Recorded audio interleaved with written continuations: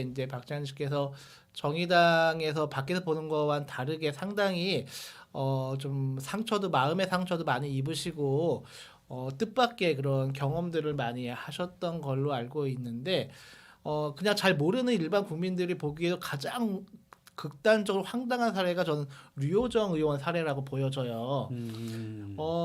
그렇게까지 본인이 가장 진보적인 것처럼 본인이 가장 여성주의, 뭐 페미니스트인 것처럼 이야기했었던 류호정 의원이 얼마 전에 그렇게 페미니즘에 대한 그런 비판을 했었던 이준석 대표가 있는 개혁신당으로 들어가서 지금 같은 정당으로 갔단 말이죠. 그래서 뭐 정의당을 뭐 탈당하는 건 자유인데 어떻게 그렇게까지 뭐 단어 하나 뭐 예를 들면 박원순 시장 돌아가셨을 때는 사인이 뭔지 전혀 알 수도 없는 바로 그냥 하루 만에 바로 나는 박원순 장례식장에 가지 않겠다 묻지도 않아서 아무도 근데 아무도 오라고 하지도 않았고.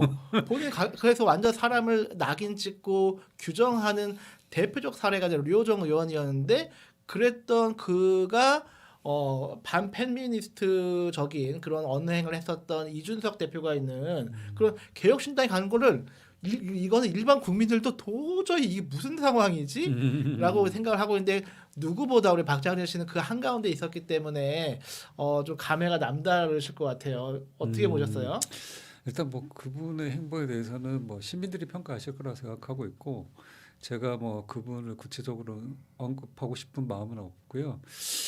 그 뭐 저도 이제 뭐 저 말씀을 드려야 될 게 작년 11월이었나? 저도 지금 저 정확한 시간이 기억이 안 나는데 요새 너무 바쁘게 살아서 네네. 이준석 씨와 인터뷰를 했다고 한동안 많이 시달렸습니다. 아, 그래서 그런데 이제 다양한 정치 그룹들이 대화도 하고 얘기 소통하는 방식은 저는 필요하다고 생각하고 네, 있고요. 네.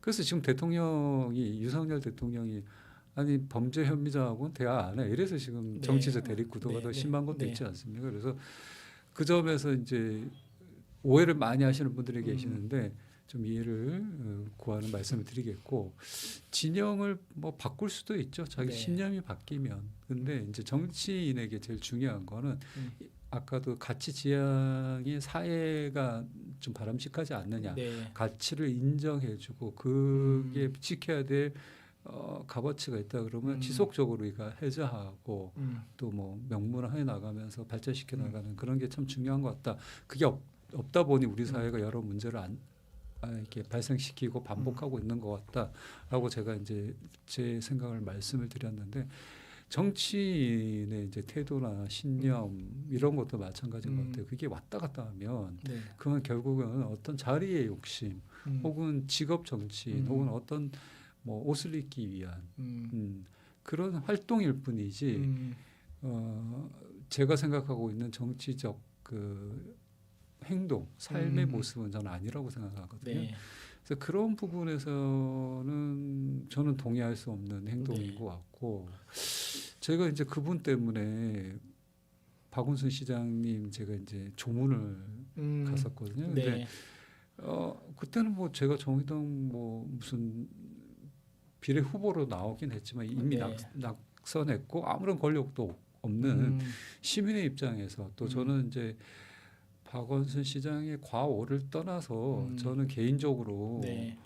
뭐 알고 있었던 음, 분이 돌아가셨기 때문에 우리가 뭐 동네에서도 예전에 시골에 보면 음, 동네 어떤 어르신이 들어가면 또 누구나 그럼요. 인연이 없어도 네, 네, 일단 맞습니다. 조문은 하는 거지 그 조문을 그렇죠. 했다고 그래서 그 범죄를 네, 인정한다 네, 찬양한다도 아닌 네. 거고 가족의 슬픔 음, 누군가의 죽음은 애도할 수 있는 게 그럼요. 우리 동양권의 문화고 특히 유교적인 이 음, 문화권에 있는 음, 한국 사회의 음, 문화여서 했는데 좀 전에 말씀하신 것처럼 그분이 바로 그런 네. 발표를 하는 바람에 음, 마녀 사냥을 제가 당했었죠. 아, 그 당에서. 조문을 갔었다는 이유만으로 응, 그렇죠. 박원순 시장 조문을 갔었다는 이유만으로 네, 그 당에서 아주 어, 그냥 뭐 소위 뭐 인터넷 방송이니까 뭐 표현해도 되겠지만 뭐 후레 자식이라 그래 후레 좀뭐 그 자식이다. 정도 수준의 박창진은 후레 자식이다. 뭐 그 정도의 뭐 어마어마한 폄하와 어. 그걸 받았는데 반대로 보면 이게 이제 아까 정치적 신념은 일관성이 있어야 된다고 네, 말씀드렸는데 이분들이 정의당 내에서 유명한 갑질 사건이 있었습니다. 네. 청년 정의당 당 대표가 네, 누군지 알 것 같다. 뭐 신문에도 나오고 했기 때문에 K씨인 것 같습니다. 이게 뭐 실제 있었던 사건이지 않습니까? 네, 그러면 똑같은 잣대면 네. 이분들이 그 정치적 올바름으로 바로 성명서를 내고 이런 분들을 네. 비판해야 되죠. 네, 네. 없었지 않습니까? 그런데 네, 맞습니다. 근데 그 왜 없었을까? 네. 생각해 보면 어떻게 보면 내로남불처럼 네, 네, 네. 나랑 같은 그룹이거나 나랑 같은 진영에 있으면 그러니까 정치를 진영 이익을 위해서 하는 네, 네. 꼴인 거죠. 가치 지향이나 네, 신념 네. 지향이 아니라 실현을 위해서가 아니라 저는 그럼 진영의 이익을 위해서 그때그때 태도나 말이 바뀐다 음, 하면 이거는 정말 이게 정치인의 정치인이라고 할 수 있는가? 네. 이런 사람이 정치를 하는 게 맞나? 음, 라고 저는 이제 생각이 듭니다. 그래서 그거는 이미 이제 저는 많은 시민들이 판단한 영역인 것 같고 네. 조만간 그 결과를 본인도 음. 뭐 알게 되지 않을까 저는 그렇게 생각합니다. 예.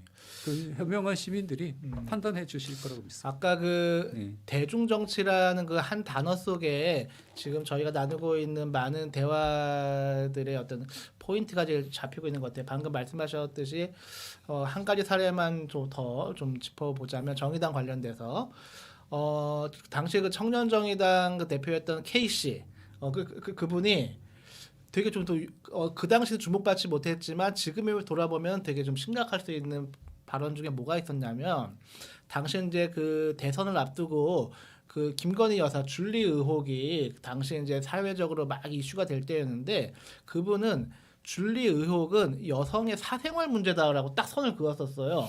본인이 그런 입장을 냈었고 실제 당시 그게 얼마나 막 그 MBC 그 PD 수첩이 스트레이트였나 방송에도 보도가 되고 대선의 최대 이슈로 될 정도였는데 그렇게 선을 긋고 나니까 정의당 스탠스가 이 줄리 의혹에 대해서는 되게 소극적인 그런 스탠스가 됐었는데 서 우리 이제 지금은 좀 시간이 좀 지났기 때문에 많은 좀 사실들 관계들도 밝혀졌기 때문에 그 K 씨가 이야기했듯이 줄리 의혹의 핵심은 여성의 뭐 과거 사생활 문제를 파헤치자는 게 아니라 그 김건희 여사가 젊은 시절에 검사 인맥을 동원해서 어떻게 부당한 권력을 획득했고 부를 축적했는지 지금의 이제 주가 조작 의혹이라든지 명품 백스수가 다 연관된 얘기거든요.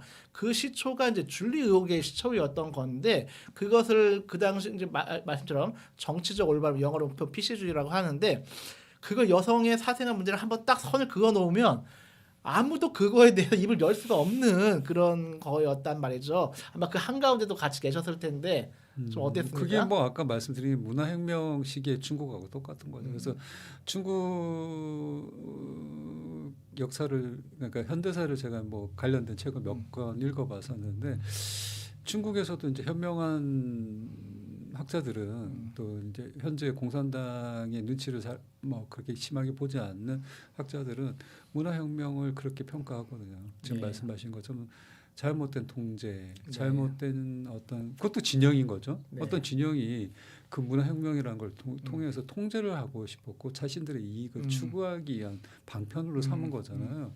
그런 이제 세몰이를 통해서 그게 어떻게 보면 2차 세계 대전의 히틀러, 나치즘 같은 걸 수도 있는 거고. 그래서 그런 것들은 항상 시대에 오류를 남겨왔고 큰 과오 혹은 우리 모두가 손해보는 어떤 지점을 만들어낸 네. 것처럼 이 정당 활동에서 이제 잘못된 그런 진영주의 그게 또 작게 나가면 개인의 이익을 위해서 저는 했다고 네, 생각해요. 네. 그 정치인 하나가 그런 식으로 규정하고 나감으로 해서 자신의 선명함을 보인다고 착각을 한 거죠. 근데 정치라는 건 물론 자기 주장을 올곧이 나가는 거 좋지만 국가 또한 자기가 책임을 져야 되는 네. 것이고 더더군다나 정치 리더 그룹에 있는 그 정당이든 그 정치 그룹이든 거기서 뭐 대표나 어떤 대표성을 띠고 있는 리더 그룹에서는 정말 그 같이 그 생명체를 이끌어가는 입장이지 않습니까? 네. 그래서 현명한 판단과 또 뭐 자제와 그 통제력도 필요한 건데 그런 것조차 학습이 안 돼 있는 이제 아마추어적인 행동과 발언이 그런 데서 나오는 거고 네. 어쩌면 또 과대한 권력을 점유하고 그 안에서 네. 저희가 이제 전체적으로 볼 때는 아이고 저까지 이렇게 생각이 네, 들지만 네, 네. 그들은 그런 착각 속에 있는 또 다른 이제 독재자 같은 거죠. 또 다른 히틀러 같은 거죠. 그러니까 뭐 유대인은 다 악이야. 다 홀로코스트로 보내야 돼. 이런 거하고 똑같은 무서운 논리죠. 그런 예, 예, 예. 거가 이제 그 작은 서구르 안에서 벌어지는 행동이었다고 저는 생각이 들고